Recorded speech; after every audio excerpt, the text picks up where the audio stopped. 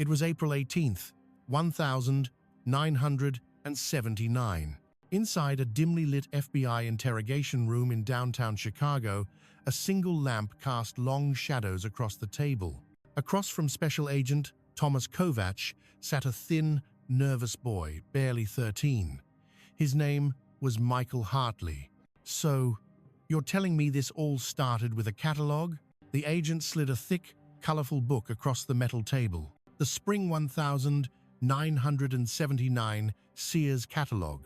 For most Americans, this was an ordinary household item, pages filled with toasters, bicycles, and Sunday dresses. But for Michael Hartley, it was something else.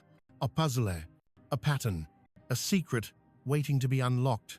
In the waning years of the Cold War, when America feared invisible enemies and coded messages hidden in the airwaves, a boy from Arlington Heights would stumble upon one of the strangest espionage cases the Bureau had ever seen. How could a 13-year-old see what no one else could? And what did he uncover inside those glossy pages that led the FBI straight into the hands of the KGB? How a 13-year-old exposed a Soviet spy network through the Sears catalog Cold War story. March 1979, Arlington Heights, Illinois, a quiet suburb northwest of Chicago, where the lawns were neat, the houses identical, and the Cold War seemed far away. Families worried about mortgage rates, not Moscow. Every evening, the Hartleys ate dinner around a small wooden table, their television humming in the background.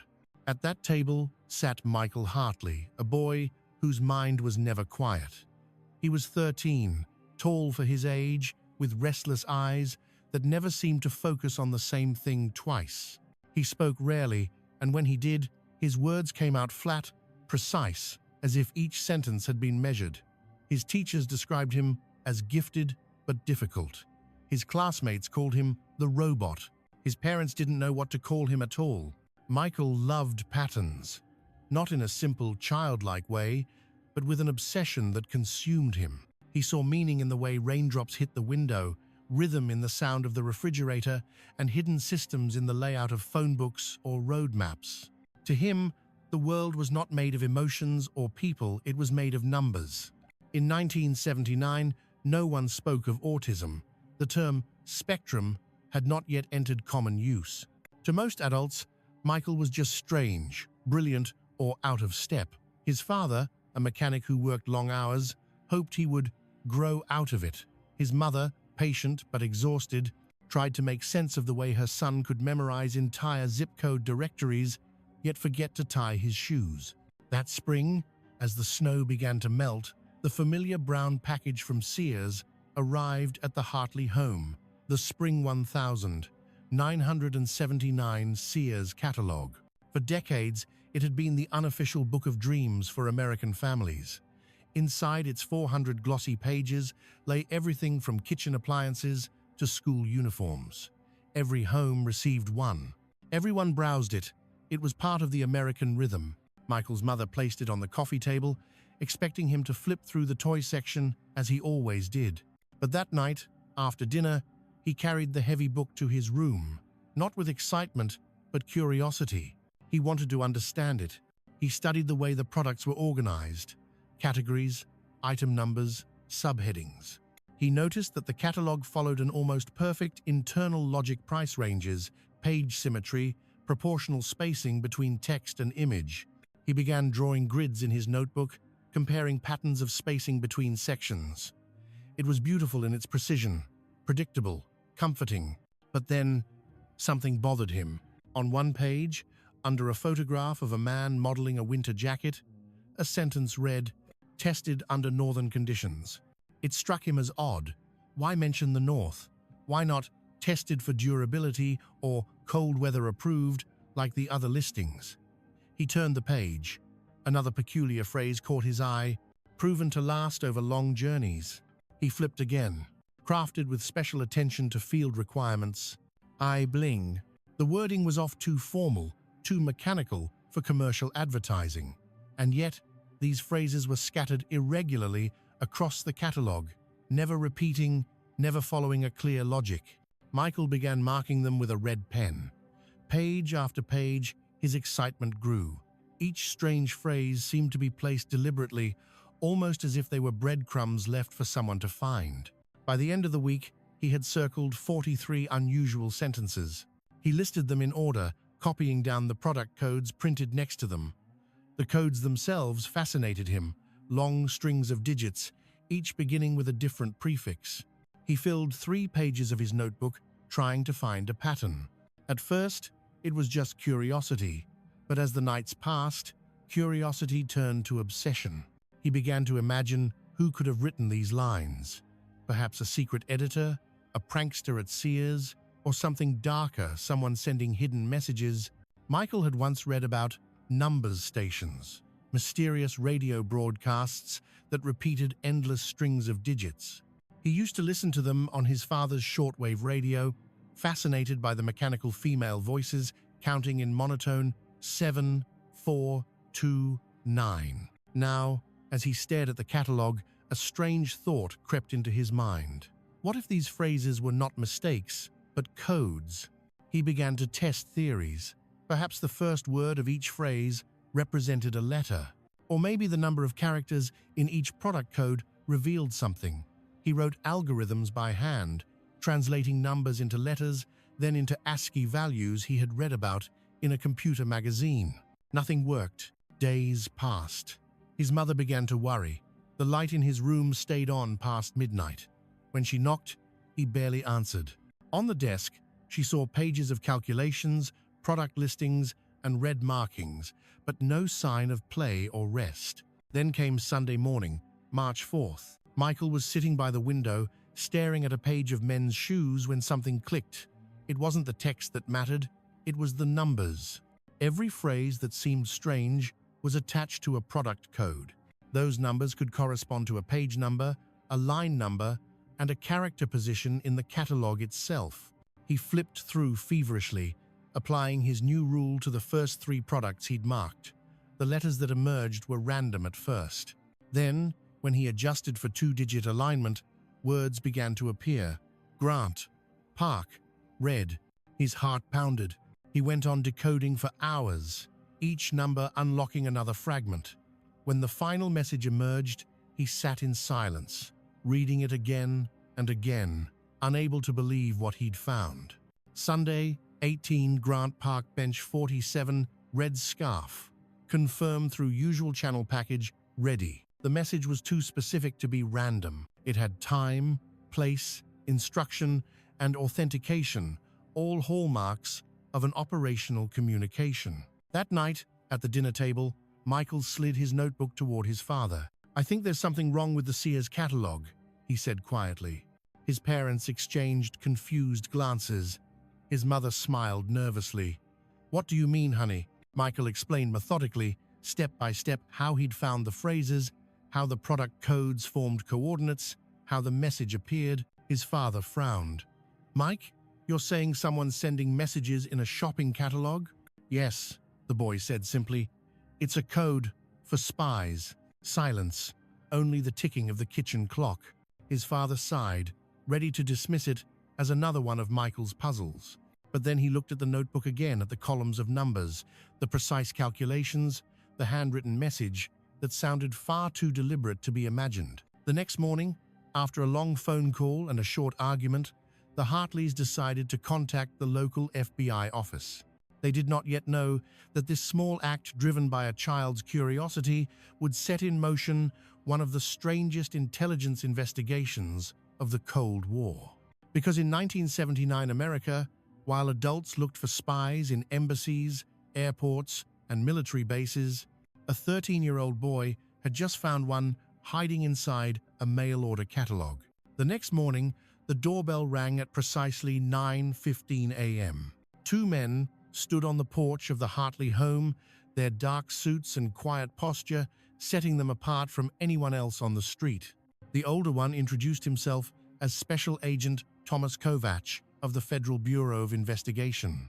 The other, younger and silent, carried a briefcase and a notepad.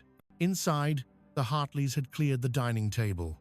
Michael sat there, his notebook open, the Sears catalog beside him like a sacred text. He looked neither nervous nor proud, only intensely focused, as if this meeting were another problem to solve. Agent Kovac began with simple questions. Michael, your father says you found something in this catalog, something suspicious. Can you tell me, in your own words, what that is? The boy nodded, his eyes fixed on the page. It's a code. Someone is using product numbers as coordinates. I think they're sending messages. Kovac leaned back slightly. Messages to who? I don't know, but the structure is intentional. There are patterns that can't be random. Look. Michael turned the pages rapidly, pointing to circled sentences. These lines don't match the tone of the others. It's like someone was trying to sound normal, but didn't know how Americans really write ads. Each one has a product code. When you take those codes, they line up with specific pages and characters. M. The agent glanced at the catalog, then at the boy's notebook filled with dense columns of numbers. To an untrained eye, it looked like gibberish. But Kovac had spent 15 years in counterintelligence. He recognized discipline when he saw it. Show me how you got this, he said quietly. Michael began to explain, slowly and precisely, his pencil moving across the page as he demonstrated the cipher. He didn't simplify or pause to make sure the adults were following. He simply explained, as though the logic spoke for itself. When he reached the end, he turned the notebook toward them. Written neatly in his careful block letters was the decoded sentence, Sunday 18, Grant Park Bench 47 red scarf, confirmed through usual channel package ready. For a long moment, no one spoke. Finally, the younger agent whispered, Grant Park's in Chicago. Kovac nodded slowly. Yes, and it's a public place. He looked at the boy. Michael, when did you find this? Last night. Has anyone else seen it? Just my parents. Kovac closed the catalog and stood. I'll need to take this with me, and your notes, if that's all right. Michael hesitated. You'll bring them back? We'll do our best, the agent replied with a faint smile. That evening, at the Chicago field office, Kovac and his team stayed long after midnight. They tested the boy's method, line by line. It worked. Every sequence of product codes led to precise coordinates within the catalog's text. When they applied it to older issues from 1978 and 1977, they found more messages, different wording, but similar structure. Report confirmed. Await new assignment. Supplies received. Shipment delayed. Authorization by Northern Contact required. It was impossible to dismiss as coincidence. By dawn, the Bureau had opened a classified case under the code name Operation Catalog. The first hypothesis was terrifying in its simplicity. Someone inside Sears, Roebuck & Co., one of America's largest and most trusted companies, was embedding Soviet intelligence messages into their mail-order catalog. The potential reach was staggering. The Sears catalog was printed in the millions and distributed to nearly every household in the country. If even a handful of them contained coded messages, that meant the KGB had found a way to communicate directly across the US, in plain sight, using the most American object imaginable. Over the following weeks, FBI analysts dissected the printing and copywriting process at Sears. They discovered that the language of each description passed through multiple editors, but one department, the advertising copy section, handled the final wording before publication. That was where the anomalies appeared. Agent Kovac's team cross-referenced employee records with immigration databases. A single name stood out, Alexei Pitishin, hired by Sears in 1975 as a junior copywriter. Before coming to the United States, he had served as a linguistic officer in the Soviet Army. His resume mentioned translation and technical writing. Pitishin worked quietly, rarely socialized, and never took vacations. His supervisors described him as meticulous, almost obsessive. He had access to the text layout files and could modify ad copy without attracting attention. The Bureau's theory solidified. Pitishin was a sleeper agent, using the catalog's product descriptions as a delivery system for messages to Soviet contacts in the US. But one question remained: who were those messages for? The FBI set up discreet surveillance. They monitored Petition's movements, checked his mail, and tracked phone calls from Sears headquarters. Nothing obvious surfaced. He seemed completely ordinary. Meanwhile, Kovac arranged a follow-up meeting with the Hartleys. He wanted to thank the boy and to verify something.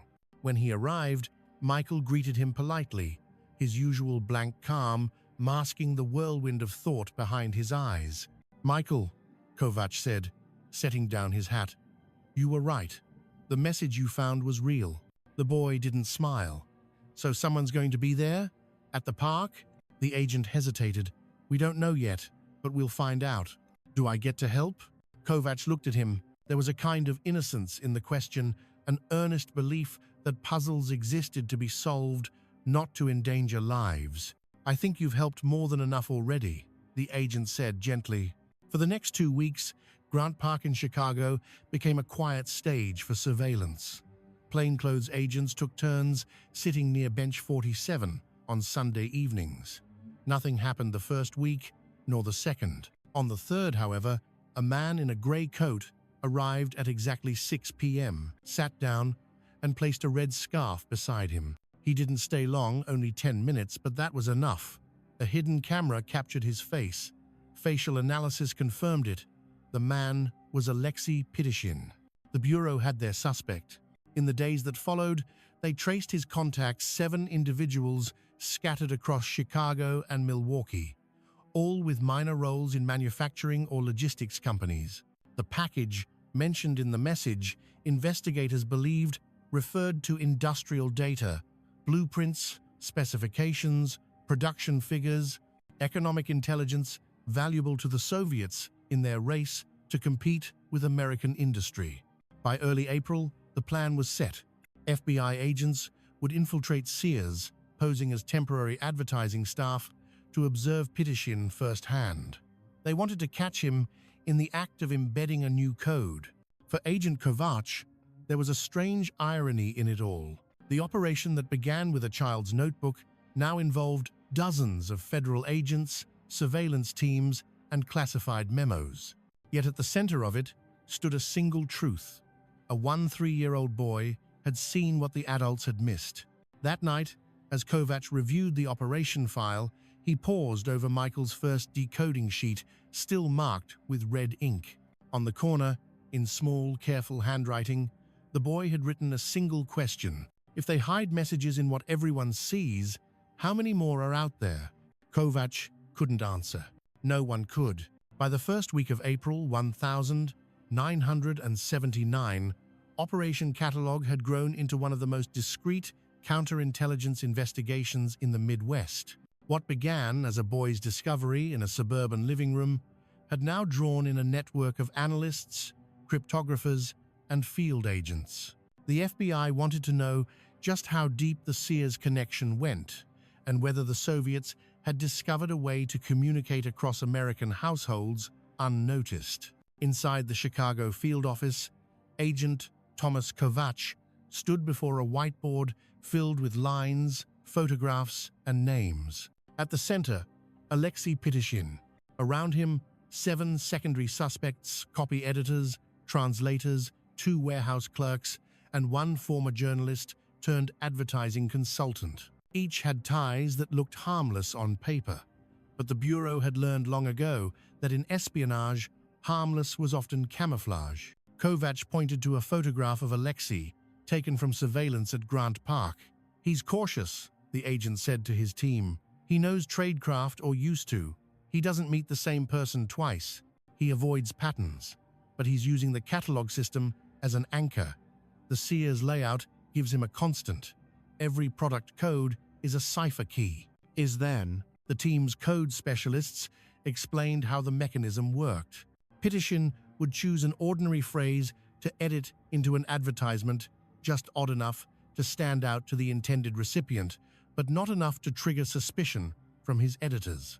The product code beside that phrase corresponded to page and character coordinates in the catalog itself. With the right key, the one-time pad the Soviets had distributed to their field operatives, the message could be decrypted into specific operational orders.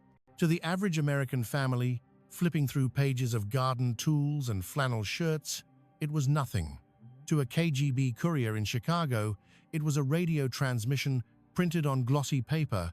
The Bureau's objective was now twofold: confirm the content of the coded communications and dismantle the network without alerting Moscow. FBI technicians began cross-analyzing catalog print proofs at the Sears headquarters under the guise of a quality review program.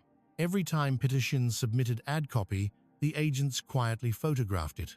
They noticed he used an old typewriter for his drafts, an Olympia SM9, the same model often issued to Soviet intelligence officers in the 1960 seconds. His patterns were subtle. Every 2 weeks, he introduced a phrase with specific linguistic anomalies, slightly rigid syntax, formal adjectives uncommon in American marketing. Northern conditions, extended operations, verified through standard channel.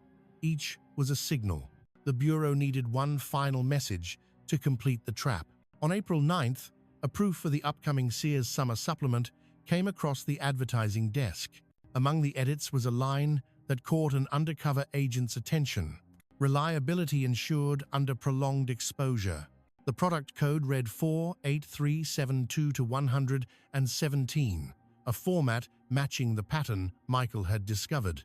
When decoded using the same method, the hidden message read, "Delivery confirmed. Next signal, April 18. Same protocol." The timing was clear: 10 days. Kovac gathered his team that evening. "We move on the 18th. We'll let him think the channel is still secure. When he makes contact, we take him and whoever else shows up." The operation required absolute secrecy. Not even Sears executives were informed. Agents from the Bureau's counterintelligence division infiltrated the company under the cover of internal auditors and ad designers. They worked alongside Pitishin, sharing coffee, casual jokes, and deadline frustrations. He never suspected. Outside the office, surveillance teams tracked his every move. His commute, his grocery runs, his calls from payphones, all routine, all quiet. But one night, he visited a small bar on South Wabash, where he met a man identified only as Ivan D., another Soviet expatriate. They spoke for less than 5 minutes.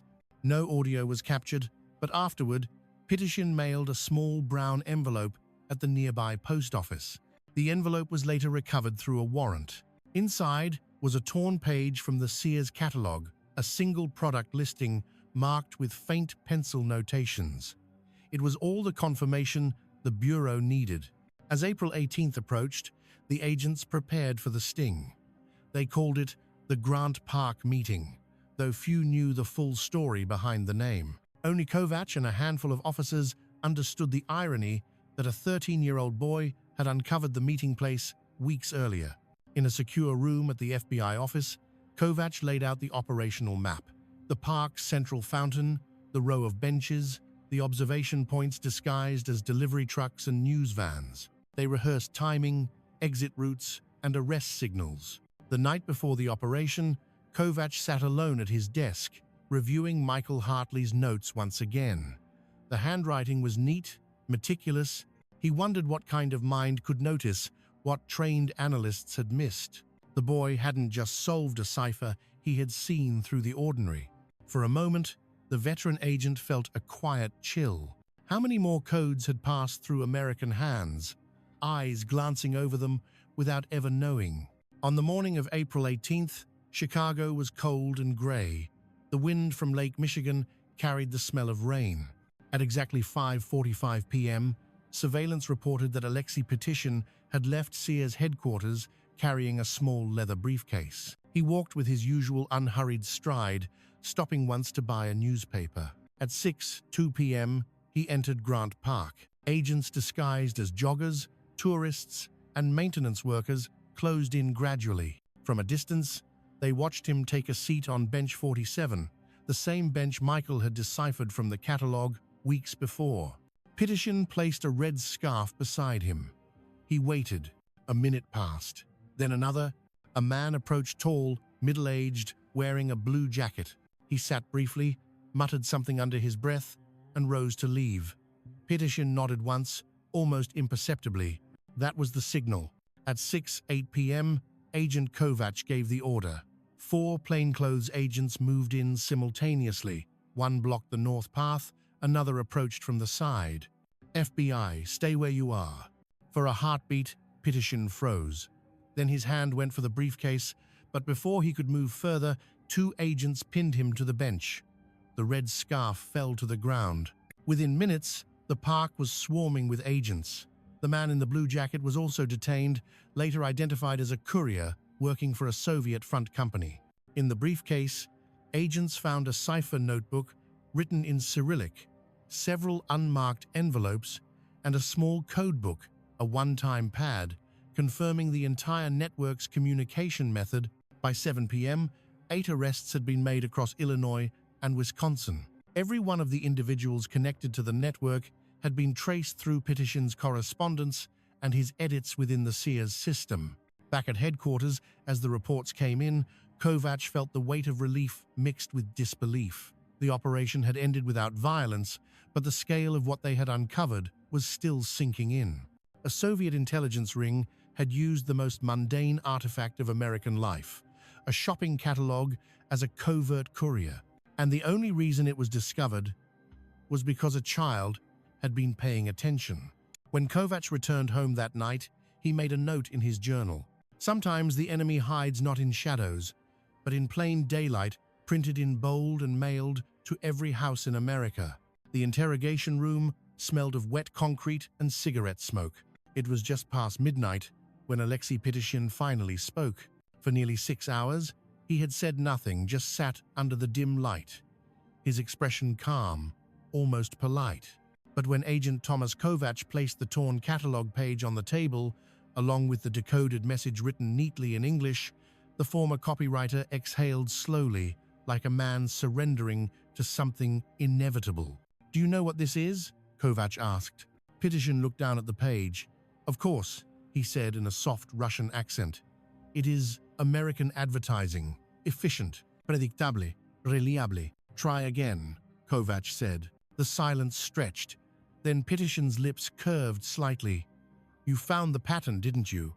"Someone did." The agent didn't answer. Pitishin leaned forward, his voice low. "You people underestimate curiosity. That is your weakness. You build the biggest machines, the fastest planes, but you never watch the small things. One boy looks too closely and everything collapses." He was right. Over the next 48 hours, FBI agents fanned out across Illinois and Wisconsin, executing simultaneous raids on homes, offices, and storage units linked to the network. The results astonished even the Bureau's veterans. From a modest apartment on the north side of Chicago, they recovered handwritten cipher sheets hidden inside furniture legs, shortwave radio parts, and a Soviet passport issued under a false name. In Milwaukee, agents discovered microfilm rolls disguised as film negatives inside a photographer's studio. One contained blueprints of an electrical component used in U.S. manufacturing classified data at the time. The evidence was overwhelming, but it was the contents of Pitishin's briefcase that sealed the case.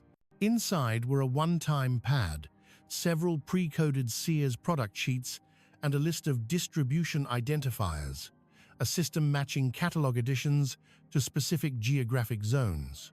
It was a logistics map for espionage, allowing the KGB to target agents in precise regions using the same printed materials sent to millions of homes.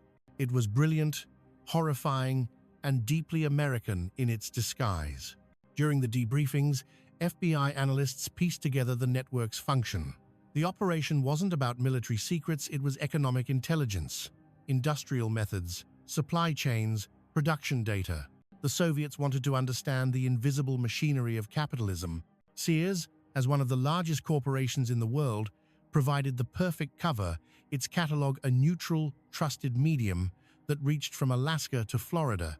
Pitishin had joined Sears in 1975, embedded under a legitimate immigration program. His assignment was simple: introduce coded phrases at predictable intervals, 1 or 2 per issue. Other agents across the US would decode them using copies of the same catalog and report back through radio or dead drops. The entire system relied on an object so ordinary that no one ever questioned it. Until Michael Hartley. When Kovacs reviewed the chain of events, it seemed absurd how such a massive espionage structure could be undone by a boy in a small Illinois suburb. Yet that was the paradox of the Cold War. Both sides built empires of secrecy, and both lived in terror of small cracks. In late April, after days of questioning, Pitishin finally broke. He confessed to working under the KGB's Department S, the division responsible for illegal operatives in the West. He had been trained in linguistic encryption, the art of embedding meaning within neutral text. Sears, he said, was chosen because it represented American normalcy. The catalog, he explained, was like the Bible. Everyone had one, no one read every word. When asked how the messages were sent back to Moscow, he smiled faintly. They never were. Others here collected them. Chicago, Milwaukee, Detroit. We were many, but none of us knew each other's names. His statements led to the arrest of 7 additional individuals, low-level operatives whose lives had seemed perfectly ordinary: a warehouse clerk, a typesetter, even a retired math teacher. None had any connection on paper, yet through the catalog, they had been connected all along. The press never learned the full details. Officially, the FBI announced only that a foreign intelligence network had been dismantled. Sears executives cooperated quietly, terrified of public scandal. Every remaining catalog draft was reviewed, the suspicious copy replaced before the summer printing. Behind closed doors, the Bureau debated whether to disclose the truth. In the end, they chose silence. The operation was too strange, too embarrassing. Admitting that America's most iconic household brand had been a vessel for Soviet espionage would have caused public panic and humiliation. When the trial began in September 1979, United States versus Alexei Pitishin, the courtroom was sealed for national security reasons. The boy who had started it all was never mentioned. Michael Hartley's name appeared nowhere in the files. Pitishin was sentenced to 35 years in federal prison for espionage, conspiracy, and unlawful transmission of classified materials. The 7 others received lesser sentences or deportation. The case files labeled Operation Catalog were archived under industrial counterintelligence, far from the better-known spy scandals of the era. For Kovacs, the aftermath was bittersweet. He had cracked one of the strangest Soviet operations on U.S. soil, but he knew the real victory belonged to someone else. He visited the Hartley family once more, weeks after the sentencing. Michael greeted him at the door, older somehow, more distant. His obsession with numbers hadn't faded, but there was a new quiet confidence in him. "You stopped them," Michael said. Kovacs shook his head. "No, you did. We just followed your trail." The boy thought for a moment. "Do you think there are others?" The agent hesitated. "There are always others." Michael nodded, as if he had expected that answer all along. The FBI's official memo later stated, "Primary informant is to remain classified indefinitely. Public acknowledgement not advised. Subject displayed exceptional analytical capacity, likely beyond formal understanding of encryption methods." For decades, no one outside the Bureau knew the story. The case was buried among thousands of Cold War files, too strange for history books, too quiet for headlines. But in 1993, long after the fall of the Soviet Union, when declassified archives from the KGB became public, Russian documents confirmed the American account. A minor operative named A. Pitishin had indeed used retail publications to convey signals to industrial informants. The communication line was described internally as Project Torgovlia Trade. The last entry read simply, "Compromised, April 1979. Source unknown. M." The source, of course, was a boy with a pencil and a curious mind. In the end, the Sears catalog continued to arrive in American mailboxes for decades. Families still flipped through its pages, dreaming of toasters and bicycles, unaware that once, in those same pages, a silent war had been fought and lost.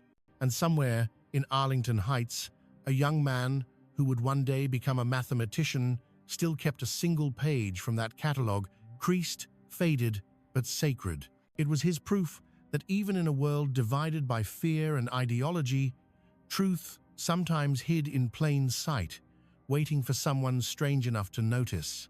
By the time summer came to Illinois, the air had changed. The story of Operation Catalog was over, at least officially.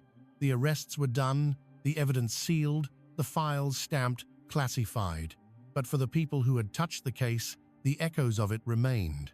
Agent Thomas Kovacs returned to his routine assignments, though something in him had shifted. After years of chasing spies through embassies, factories, and ports, he had seen how the smallest, strangest act could alter the course of an entire investigation. A boy had outsmarted a system built by men who lived and breathed deception. It haunted him and inspired him. He sometimes imagined Michael Hartley years from now, walking across a university campus with books under his arm, oblivious to the secret world he had once disrupted. In that sense, Michael was the perfect hero for the Cold War. Invisible, uncelebrated, anonymous. Michael himself never knew the full scale of what he had uncovered. His parents only told him that the people from Washington had handled everything. Sears never contacted the family again. And when he tried to find his catalog months later, it was gone, taken as evidence, perhaps destroyed. But Michael didn't mind. In his mind, he had already solved it. He filled new notebooks with equations and patterns, fascinated now by abstract codes and the mathematics of encryption. He devoured every book on ciphers he could find, from Caesar shifts to modular arithmetic. In high school, teachers began calling him a prodigy. By the time he graduated, he had won a national scholarship to study mathematics at MIT. His world expanded, yet the memory of 1979 never quite left him. Some nights, he would dream of the catalog pages, the ink, the typography, the secret hidden in plain text. It was as if the world still whispered in code, waiting for him to listen. At the FBI headquarters in Washington, Operation Catalog became a cautionary legend among younger agents. The Bureau's cryptology division used it in briefings not for its technical complexity, but as a reminder of the paradox that haunted Cold War intelligence. Secrecy was never absolute. Every network, no matter how sophisticated, depended on human behavior, and humans made mistakes. A misplaced word, a pattern noticed by a boy who shouldn't have noticed at all. In Moscow, the reaction was silence. Declassified documents decades later revealed that the KGB had been deeply embarrassed by the exposure. The method using public print media as code was supposed to be foolproof. Their internal memo described the failure in clinical terms. American counterintelligence has identified a transmission medium previously considered untraceable, cause of compromise. Statistical anomaly detected by civilian. Statistical anomaly, that was all Michael Hartley ever was to them, a blip in the data. But that blip had dismantled a system years in the making. In 1989, when the Berlin Wall fell, Thomas Kovacs was already retired. He had kept one memento from his career, a photocopy of a single page from the 1979 Sears catalog with the phrase, "tested under northern conditions." It sat framed on his desk, not as evidence of victory, but as a reminder of fragility, how the grand machinery of espionage could be undone by an ordinary American household. He never spoke publicly about the case, neither did Michael. Only decades later, when Kovacs was an old man, did he write a letter to the mathematics department at MIT. It was addressed simply to Dr. Michael Hartley. Inside, he enclosed a note that read, "You once saw what no one else could. The world is quieter because you did. TK." There was no return address. By then, Dr. Hartley was working for a defense contractor, a quiet man, brilliant and private, specializing in cryptographic systems for satellite communications. He never married. His colleagues said he rarely spoke of his childhood, but in his office, on a shelf among academic journals, sat a framed clipping from a 1979 Sears advertisement.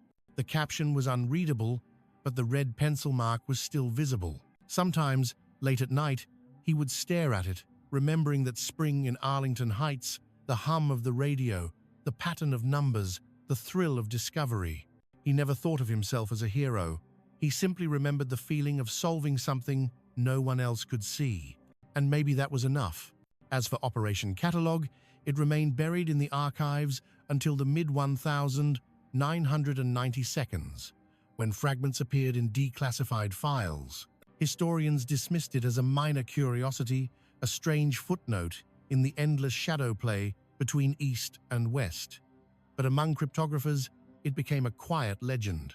A story told not for its drama, but for its irony, that the most ordinary artifact of American life, a mail-order catalog, had once carried the secrets of an empire, and that a boy, alone in his room, had heard the whisper beneath the words.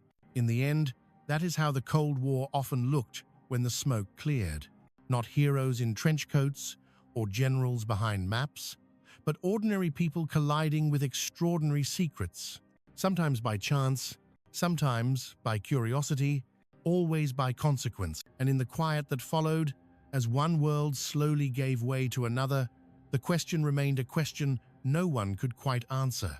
How many other messages were hidden in plain sight, and how many will never be found?